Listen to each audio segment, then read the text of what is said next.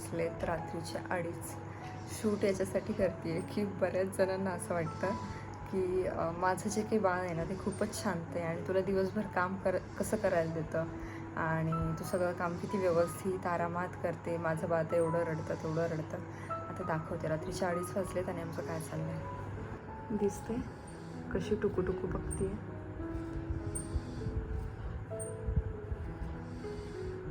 म्हणजे लिटरली मी तिला एक 12-12:30पासून झोका देते. काहीच परिणाम नाही आहे आणि झोक्यासोबत एक गाई गोठ्या तर चालूच आहे. इकडे मला झोप लागण्याची वेळ आली पण ती काही झोपत नाही आहे आणि त्यातली त्यात बोलून एक गाई चालू करत आता मला भूक लागायची पण वेळ आली. सो अशीच कशी तरी माझी पहाट होते रोज. मग आता दिवसभर ती काय करते, मग दिवसभर झोपते आणि त्याच्यामुळे माझं आरामात काम होतं. सो असं असतं. सगळे जे काही लेकरं आहेत, सगळे जे काही बाळ आहेत तर सगळेच त्रास देतात. फक्त त्रास देण्याची पद्धत आहे ना तर ती वेगवेगळी असते. आणि दिवसा पण ना, आज तर सांगते असं झालेलं आहे की ती दिवसा पण नाही झोपलेली. म्हणजे सकाळी थोडंफार झोपली, आंघोळ केल्याच्यानंतर रोज तरी थोडं जास्त वेळ झोपते. त्यानंतर दुपारी काही झोपलीच नाही आणि मी बेडरूमच्या बाहेर गेले की कंटिन्यू तिचं रडणं चालू होतं. त्यामुळे अक्षरशः मी दुपारी जेवण बनवलंही नाही आणि जेवण केलंही नाही, असा प्रकार झाला होता. पण आता काय एवढ्या सगळ्या डिटेलमध्ये गोष्टी तर मी तुम्हाला सांगू नाही शकत रोजच्या काय होतात त्या. त्यामुळे तुम्हाला सगळ्यांना वाटतं की हिचं बेबी खूपच शांत आहे. म्हणजे ती रडत नाही मी मान्य करते, पण शांत नावाचा हे काही प्रकार नाही. म्हणजे की तिच्यामुळं आपल्या खूपच अंगी लागते वगैरे असं अजिबात नाही आहे. सो रात्रीचं हे जागरण, दिवसाचं हे असंच चालू आहे. म्हणजे कंटिन्यू तिच्याजवळ बसणे आणि नेमकं जेव्हा माझा झोपीचा टायमिंग असतो ना तर ती जागरण करत असते आणि जेव्हा आम्ही संध्याकाळी जेवण वगैरे करतो हे तर ती मस्त निवांत झोप घेते. सो तिची दिवसभर किंवा रात्री कायची म्हणा ती छान झोप होती. फक्त झोपीचं खोबरं झालं आहे ते फक्त माझ्या नशीब. आता AC आहे ना त्यामुळे तरी ठीक आहे. म्हणजे जसं थोडंसं गरम वाटेल तसं चालू करतो आहे. कंटिन्यू तर काही चालू नाही ठेवते, थोडंफार चालू ठेवतो आहे, बंद करतो आहे, चालू ठेवते बंद करतो आहे, असं करतो आहे. त्यामुळे तरी थोडंसं बरं आहे. मच्छर पण त्या मानाने आता कमी झालेत पहिल्यापेक्षा. नाहीतर मला रोज एकच डायलॉग आठवायचा, म्हणजे ती गरमी आणि त्याच्यामध्ये ते मच्छर. नाना पाटेकरांचा एकच डायलॉग मला रोज आठवायचा की ते नाही का, एक मच्छर आदमी को ही चिडा बना देता है. सो तसं काहीसं माझ्या बाबतीत व्हायचं. आणि हे तर आता काहीतरी वेगळंच आहे. स्वतः ह्या बाबतीत तर काय आपण बोलू नाही शकत. इकडे हे झोपलेत, आता यांची काही चूक नाही. दिवसभर ऑफिस, त्यामुळे हे पण दमून जातात. त्यामुळं एक 12-1 नंतर ते बरोबर झोपी जातात. सो आता मला तर काही पर्याय नाही आहे ना, मला किती जरी झोप आली तर मला हिला सांभाळणंच आहे. सो असं आहे, शांत वगैरे असं अजिबात नाही आहे. आता 2:30 वाजलेत, आता 3:30-4 असेच निघून जातील. सो आता काय करूयात, आपण सकाळी भेटूयात. फायनली किती झालेत, 4ला 10 मिनिट कमी आहेत आणि मॅडम गुंगलेले आहेत. आता अजूनही एक अर्धा तास काही सांगता येत नाही, उठू शकते कधी, असं आहे. वाजलेत दुपारची 12. अवतारावरून कळत असेल की अजून अंघोळ पण झालेली नाही आहे. हसावं की रडावं ना मला आज तेच नाही कळते, कारण अजून नाश्ता नाही आहे, काहीच नाही आहे आणि ते बिल्लीला हसायला येते, हो की नाही. सकाळी ते गेले, त्यांना आज ऑफिसला जायचं होतं. आज सॅटरडे, खरं तर सुट्टी असते, पण काहीतरी काम होतं म्हणून त्यांना ऑफिसला जायचं होतं. त्यामुळे तिची अंघोळ पण राहून गेली लवकर गेल्यामुळं. नाहीतर 9:30च्या आसपास तिची अंघोळ होत असते. सो सकाळी असंच टाईमपास झाला. अंघोळ वगैरे पण नाही झाली तिची आणि बाकी पण घरातली काहीच कामं झालेली नाही आहेत. हे बघा, ओके, सगळीकडे तेच आहे. आता अजून नाश्ता बनवायचा आहे आणि मग बाकी रुटीन तर आहेच, कधी होईल ते माहीत नाही. सो असं असतं खूप मी तुमच्यासोबत जेव्हा मिनी ब्लॉग्स घेऊन येते ना, मला तेव्हा बऱ्याच जणी म्हणतात की अगं तू मोठे ब्लॉग्स टाकत जा. कसे टाकू मी, मला मिनी ब्लॉगसुद्धा शूट करणं होत नाही. मला ते एडिटिंगसुद्धा मी रात्री 12-1 वाजता सगळं जे काही कट वगैरे असतं ते सगळं करून ठेवते आणि जो व्हॉइस ओव्हर आहे तो सकाळी करते, जर मॅडमचा मूड असेल तर चांगला. सो असं आहे, सकाळपासून अक्षरशः मला रडायला येते आता, पण मी माझ्या विना सांगू कोणाला, असं झालंय. तिला किती हसायला येते बघा. हां पिलू, पिलू कसं हसायला येते तुला? हां, एका साईडला खूप राग येतो, असं वाटतं आता चांगले फटके द्यावेत, पण काही करू नाही शकत, कारण तिनं स्माईल केली ना तर असं सगळा राग निघून जातो. तुमचंसुद्धा, तुमची जर छोटी बाळ असतील ना तर असं तुमच्यासोबत सुद्धा होत असेल. सो आता बाकीची कामं तर माहीत आहे मी कधी करणार आहे. आणि हे येतील 2 वाजता. मग त्याच्यानंतर काय जे होईल ते आरामात होईल. सकाळी मी 6:30 वाजता उठली होती, कारण आज मला भरपूर काम होतं. मला काही बाकीची पण काही प्रमोशनची कामं होती आणि हे पण आहेच आपलं रुटीनचं जे काही. मी म्हटलं आता सॅटर्डे आणि संडे आहे, तर त्या दिवशी तरी मी कमीत कमी फुल व्लॉग्स तुमच्यासोबत घेऊन येत जाईल, जेणेकरून वीकमध्ये तर मला आजकाल होतच नाही आहे. कारण ही जशी जशी मोठी होते ना, तिला गोष्टी कळायला लागल्यात ना. आता बघा मी बोलते आणि माझ्या तोंडाकडे बघते, तिला फक्त असं माणूस बोलताना पाहिजे. ओ मम्मीचं जास्त बडबडी असेल ना, तर हे असे परिणाम होतात. मला असं वाटायचं की प्रेग्नन्सीमध्ये सुद्धा मला कोणीतरी बोलायला असावं काय. सो ते आता तिच्यासोबत पण बहुतेक ते तसंच होते. बघा आपण बोलत जरी असतो ना, मी एखाद्या दिवस तिच्यासमोर व्हॉइस ओव्हर जरी करत असले ना, तर ती माझ्याकडे अशी एकटक बघत असते की नेमकं ही काय करते. आणि गाणे जर म्हणले ना, ती मागे गाणेसुद्धा असं गुणगुणते माहिती आहे का. इतकं मजा वाटतं, फक्त बोलायला पाहिजे. हो ना.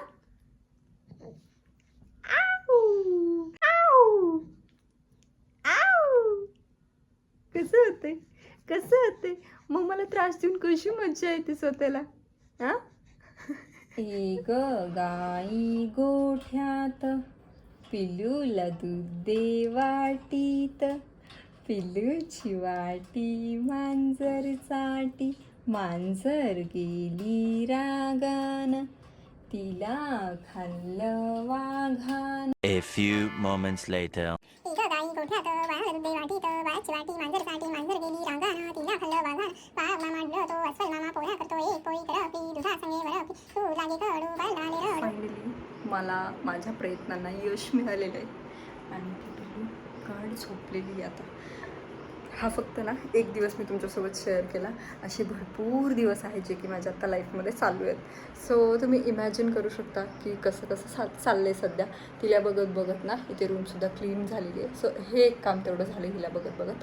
आता बाकीची सगळी कामाची चुटकी सरशीनं क्लीन करून घेते म्हणण्यापेक्षा अजून स्वयंपाक बनवायचा आहे आणि बाकी सगळे तिचे कपडे असतील काय असतील ते सगळं वॉश करायचं. सो सगळ्या गोष्टी आता पटापट करून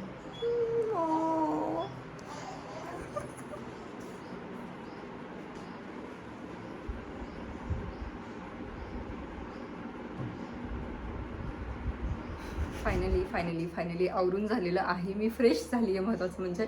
आणि ते पिल्लूला पण आंघोळ घातली आहे, कारण ते आल्यानंतर आमची ही सगळी कामं झाली.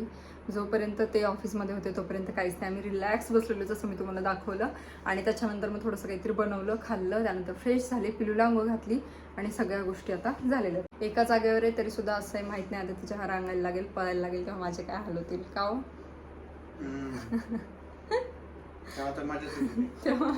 तेव्हा माझी खरी मजा. आणि आजच्यासारखं जर रोज चालू राहिलं ना तर मी खरंच पागल होणार आहे असं वाटतंय. कारण आज मला तिने खूप परेशान केलं आहे आणि अजूनही झोपायचं नाव नाही आहे. बघा बघतीये मी जर इकडे असेल ना, आता मी तिला एकदम चांगली करते, त्याच्यामुळं मी जर तिच्या मागे तरी असेल ना वरती तर शेडोळे करून माझ्याकडे बघत बसते असं आहे. आणि आता ना मला तुम्हाला एक गुड न्यूज सांगायची. सकाळी ना माझा मूड खूपच जास्त खराब होता, कारण पिलूने खूप त्रास दिला आणि मग माझ्या नाशामध्ये खूप चिडचिड होते. खरं तर माहिती आहे चिडचिड करून काही उपयोग नाही, तरी पण होऊन जाते. कारण आपलं एक ठरलेलं असतं की म्हणजे माझं तरी ठरलेलं असतं की नाही आता मला अशा गोष्टी करायच्या जर माझं काही वेगळं काम असेल तर. आणि त्याच्यामध्ये तसं जर नाही ना झालं तर मग खूपच जास्त चिडचिड होते. त्याच्यामुळं माझं तसं चिडचिड झाली होती ॲज युजल. आणि तेवढ्यात ना मला नानांचा फोन आला.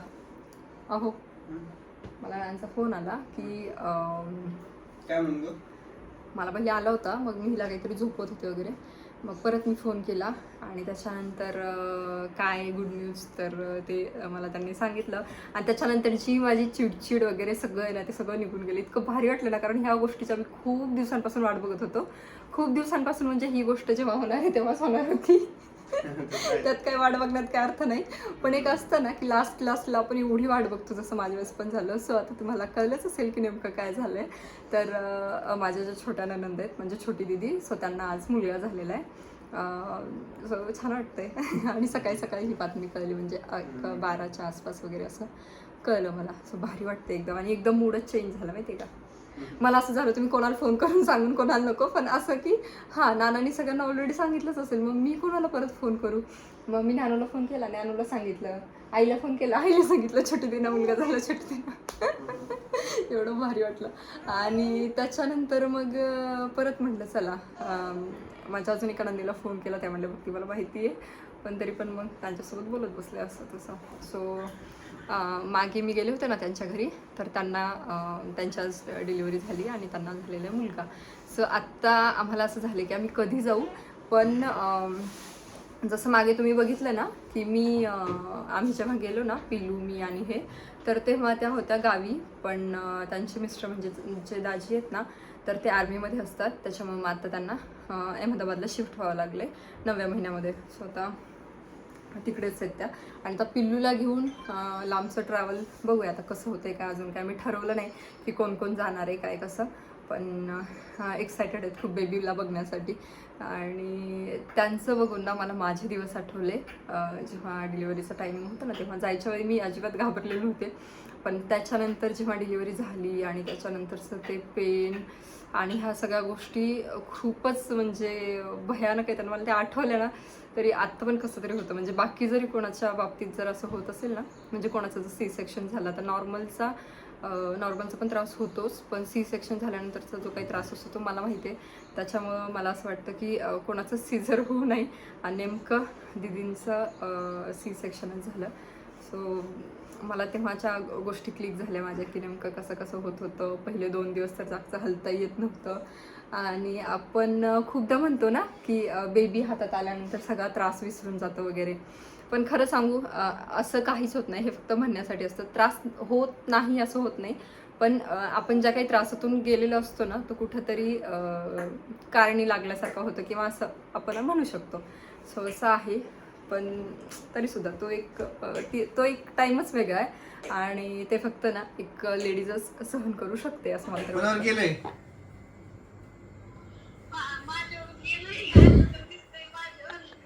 मग ती पहिल्यापासूनच एकाच माणसावर दिसते, नंतर चेंज नाही होत. हा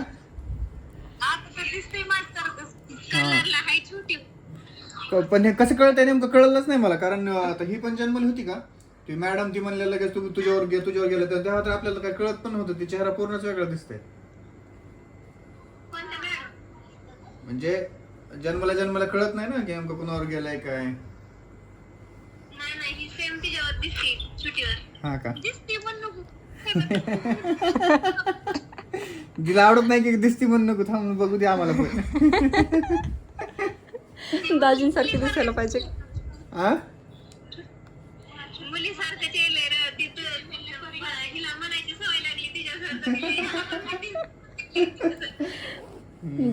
दिसतोय. फोटोज पाठवा मला. फोटो पाठवा फोटो.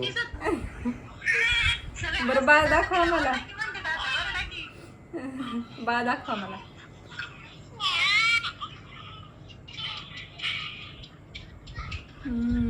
छान आहे. मस्त आहे. मस्त आहे.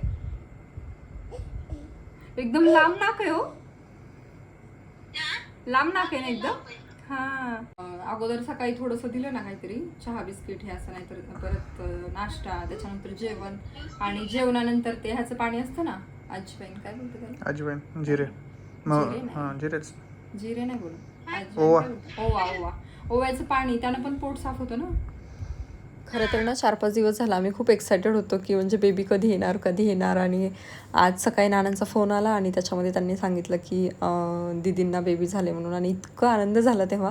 आणि सकाळपासून आम्ही मग तेच वाट बघत होतो की व्हिडिओ कॉलवर तरी कधी बघायला मिळणार. कारण आता तिकडे जाऊ कधी हे तर काही माहीत नाही. आणि त्याचबरोबर ना एक्साइटमेंटसोबतच भीती पण होती थोडी. कारण दीदी 9व्या महिन्यामध्ये तिकडे गेले होते. त्यामुळे सगळं व्यवस्थित होईपर्यंत थोडंसं टेन्शन पण होतं. सो आता सगळ्या गोष्टी छान व्यवस्थित झालेल्या आहेत. आई आणि बेबी दोन्ही पण छान आहेत. त्यामुळं छान वाटलं. आणि आत्ता बेबीला बघून पण छान वाटलं. तसं तर मला काही कळत नाही की नेमकं बाळ कोणासारखं दिसतं, एवढं जन्मलेलं छोटं जे बाळ असतं ते. पण म्हटलं आता गेल्यानंतर बघूयात आपण कसं दिसतंय काय ते.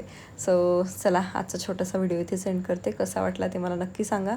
आणि तुमच्या पण छान छान ब्लेसिंग्स बेबीसोबत असू द्या. सो चलो व्हिडिओ इथे सेंड करते. बाय.